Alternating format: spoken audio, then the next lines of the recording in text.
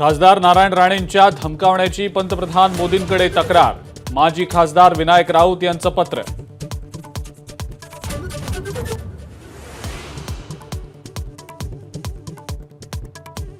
प्रसिद्ध शिल्पकार राम सुतारांच्या मुलानं राजकोट किल्ल्याला दिली भेट।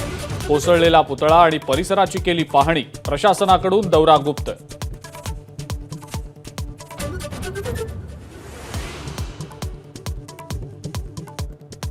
मंत्री तानाजी सावंत यांना मुख्यमंत्र्यांचं समन्स। तानाजी सावंतांनी राष्ट्रवादी काँग्रेस संदर्भात केलेल्या वक्तव्याबाबत बोलावल्याची माहिती।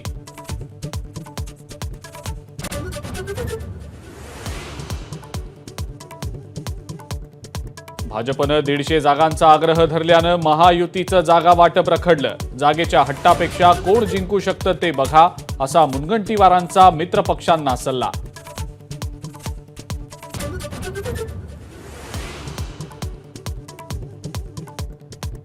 अजित पवार 60 जागांसाठी तयार। एबीपी माझाला सूत्रांची माहिती। काँग्रेसचे 3, शेकापचा 1 आणि 2 अपक्ष असे 6 विद्यमान आमदार दादांसोबत।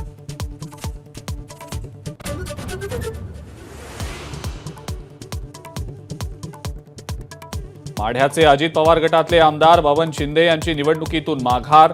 मुलगा रणजितला निवडून द्या असं आवाहन, पण घड्याळाऐवजी हातात तुतारी घेण्याची शक्यता।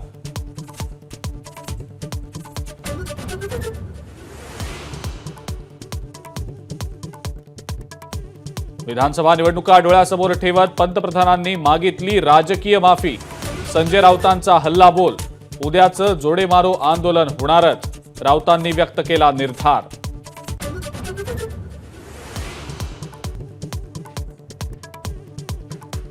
पी वेलरासू यांची बदली। एमआयडीसी मुख्य कार्यकारी अधिकारी म्हणून नियुक्ती, तर डॉक्टर विपिन शर्मा मुंबई महानगरपालिकेचे अतिरिक्त पालिका आयुक्त।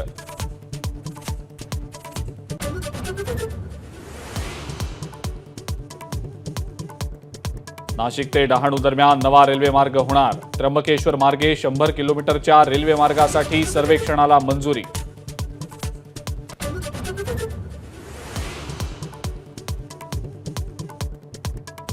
राज्यामध्ये पुढचे 3 ते 4 दिवस जोरदार पावसाची शक्यता। बंगालच्या उपसागरात निर्माण होतोय कमी दाबाचा पट्टा। मध्य महाराष्ट्र, विदर्भ आणि मराठवाड्यात होऊ शकतो पाऊस।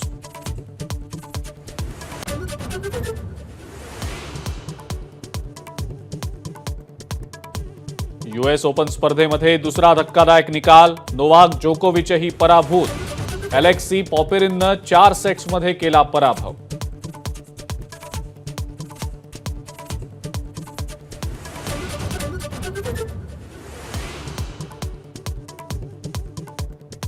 आणि सोमवारच्या बैलपोळ्यासाठी ग्रामीण भागातल्या बाजारपेठा सजल्या। मातीचे बैल, रंगेबेरंगी गोंडे, बेगड, घागरमाळा, कंडे, झुले बाजारपेठांमध्ये।